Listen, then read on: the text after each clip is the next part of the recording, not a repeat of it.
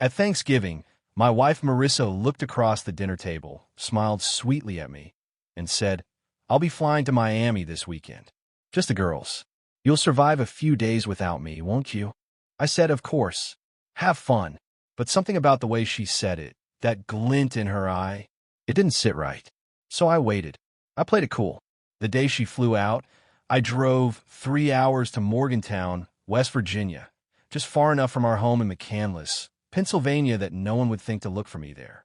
I rented a room at a cheap roadside inn, brought nothing but my laptop, a duffel bag, and one big secret. I knew she was lying. I wasn't supposed to know, but 2 nights earlier, her mom called me. "Jason, why aren't you joining the couple's trip to Clearwater?" she asked innocently. "Couple's trip?" I repeated, my heart hitting the floor. Her mom sent me a screenshot from the family group chat Marissa must have forgotten to scrub. It wasn't just her. It wasn't a girl's trip. It was a beachfront getaway with her high school ex, Damon Riley. The same Damon who left her wrecked at 19. The same one she swore she never spoke to anymore. And now, she was flying to Florida with him. I didn't scream. I didn't cry. I packed my bag and smiled in the mirror like a man who knew the show wasn't over.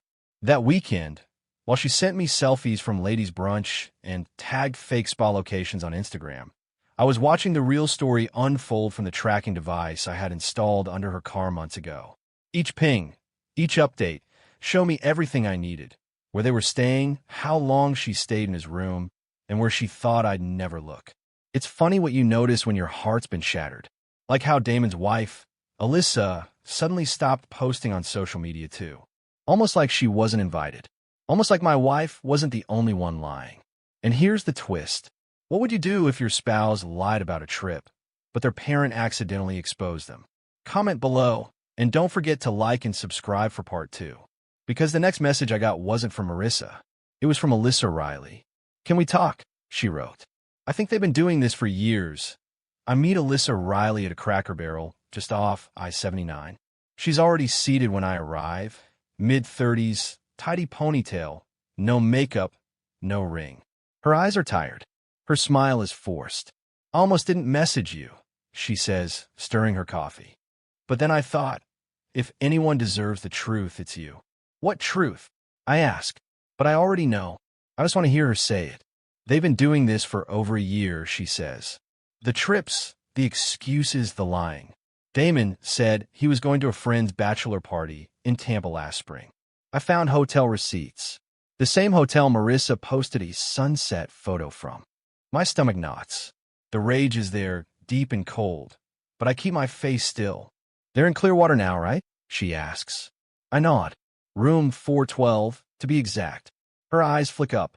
"You tracked them?" "Every inch of the way." She smiles, not happy but impressed. "You always this calm when your whole life gets blown up?" "Only when I'm planning something." Alyssa leans in, her voice low. "What if we didn't just find out? What if we did something about it?" That's when it all starts. Not the pain. That part already came. This was the next stage. Together, we build a plan.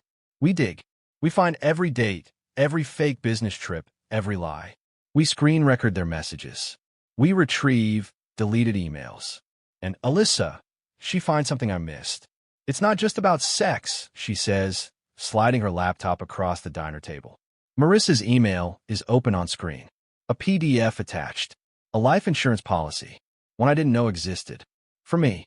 Signed by both of us. But increased by her 6 months ago. Without telling me. And here's the kicker, Alyssa says. She listed Damon as the emergency contact. That's when I realize this wasn't just a fling. It was a setup. And I was worth more to her dead than alive. Once I knew what they were capable of, I stopped playing defense. Alyssa and I agreed we couldn't confront them. Not yet. Not with emotions running high. We needed to hit them where it hurt most. Their pride, their vanity, their money. So I gave Marissa exactly what she wanted. Space. I didn't call, didn't ask about the trip. I let her come home and lie to my face. "Oh, it was lovely," she said, pouring wine at dinner. "Just the girls. Lots of sun and laughter. You would have hated it." I nodded, smiled, kissed her on the forehead. That night, I created a fake contact in my phone, Samantha. I set reminders to message myself during odd hours. Then I left my phone unlocked, just long enough for her to snoop. 2 days later, she casually asked, "Who's Samantha?" I tilted my head. "Just someone from a gym." "Why?" That was the moment her mask cracked. She stopped eating, stopped talking as much, started checking my phone instead of hiding hers. She thought I was cheating.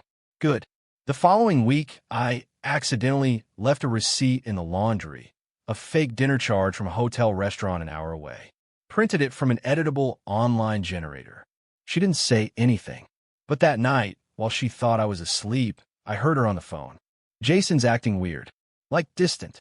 "No, I haven't told him anything. I can't. Not yet." Not yet? Was she waiting for the right time to cash in that policy? The next day, Alyssa called me. "I think Damon's onto us." "Why?" "He said something weird. He asked if I'd ever been tempted to disappear." She paused. "Jason, what if they're planning to get rid of both of us?" That's when I knew. This wasn't just an affair. It was a conspiracy. The night before everything was set to go down, I made her dinner. Her favorite, baked ziti, garlic knots, Pinot Noir. Candles. Music. I even wore the cologne she bought me last Christmas. She smiled like nothing was wrong, like we hadn't been sleeping beside lies for over a year. After dinner, I walked her out to the deck. Late September wind. Moonlight. Everything perfect. "I need to ask you something," I said. Her eyes tensed, but her voice stayed soft. "What is it?" "Are you happy, Marissa?" "Really happy." She hesitated. "I am. Aren't you?" "I think we've both been pretending," I said. "So let's stop. Let's say the things we're afraid to say." She looked at me like I was testing her. "Jason, what are you talking about?" "Clear water," I said. Her wine glass slipped slightly in her hand. Just a tremor. But I saw it. "Your mom said it was a couple's trip. You said it was a girl's trip. So which one was it?" Silence. "I saw the photos," I added. "You and Damon. Room 412. Spa towels. Not very subtle." She laughed. Laughed. "Are you serious right now? Jealous of Damon?" "No," I said, stepping closer. "I am curious." Then I handed her a manila envelope.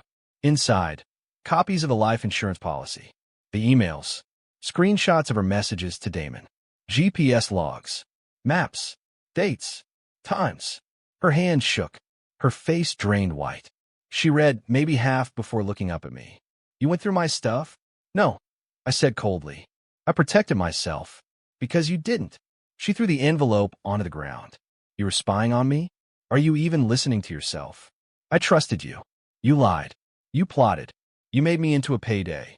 Then came the final test. "Marissa, if you tell me the truth, right now, I'll walk away. No police. No court. Just gone." She stared, then crossed her arms. "There's nothing to confess." That was it. She chose Damon. She chose the lie. And she had no idea what was coming next. Marissa never saw the plane ticket. One way to New Orleans. Booked in my cousin's name. Paid in cash. While she was at her spin class the next morning, I packed everything I owned. Not just my clothes, my documents, my backups, my passwords, my safety net. I transferred my money to a new account she didn't know existed. Canceled joint cards. Deleted shared logins. Left no trace. Then I drove to the storage unit on Route 19, where I'd been quietly stashing my essentials over the last 6 months. Clothes, laptop, even my birth certificate and passport. She'd been so busy texting Damon during girls' nights, she never noticed I'd already left. And before I disappeared, I mailed a package. To Alyssa, to her parents, to Marissa's boss, to our insurance company. Inside, copies of everything. By noon, Marissa's double life was public. Her affair, her forged paperwork, her attempt to profit from a faked accident involving me. The life insurance firm froze the policy immediately. Her job? Suspended her pending investigation. Her parents? Furious and heartbroken. And Damon?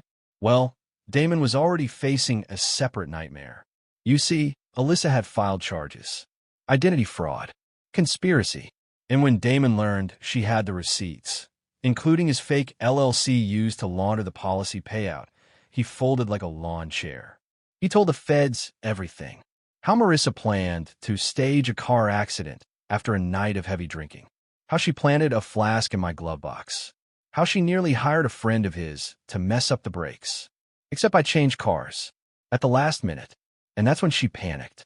With Damon's confession, the DA had all they needed. They knocked on her door at 5:42 p.m. the next day. She was still in yoga pants, pacing, sobbing, trying to get anyone to believe she was innocent. Too late. Marissa was charged with attempted insurance fraud, conspiracy to commit manslaughter, and forgery. Damon got immunity for his testimony. Alyssa got closure. And me? I sat in a hotel room in the French Quarter, sipping bourbon from plastic cup, watching the news mention her name. Not mine. Never mind. She thought she'd bury me. But I was already 6 feet ahead.